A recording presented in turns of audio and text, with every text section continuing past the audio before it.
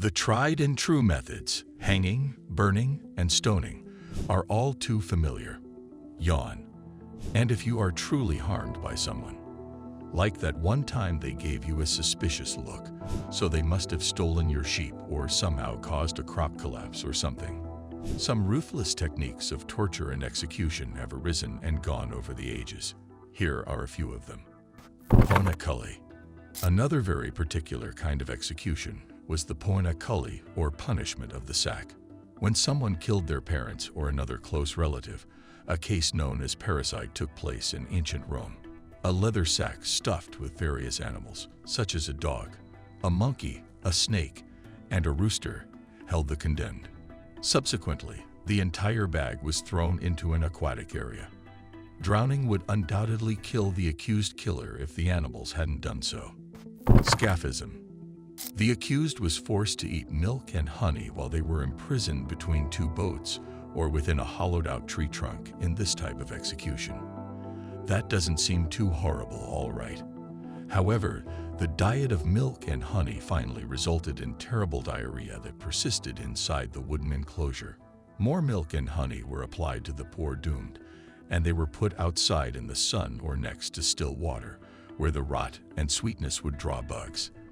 The subject would eventually pass away from exposure, thirst, or bite and sting wounds. White torture. Though in general the term white torture can refer to any form of psychological suffering, in this context it has a more literal connotation.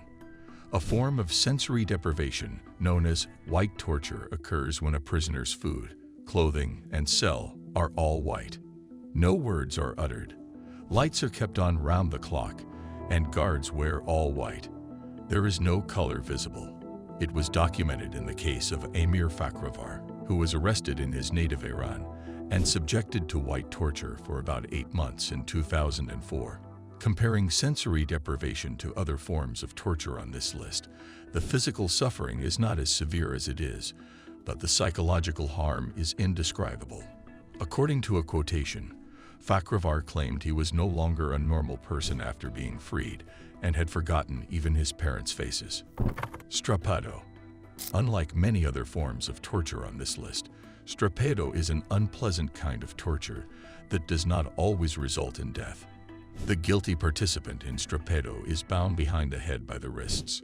Shoulders will almost certainly dislocate painfully because of the unnatural position, but in the unlikely event that this doesn't happen, weights could be added. Strapo has been used since the Middle Ages and is believed to have started during the Inquisition. It is still in use today. Thanks for watching. Don't forget to like, subscribe, and hit the bell icon to stay updated with our latest content. See you in the next video.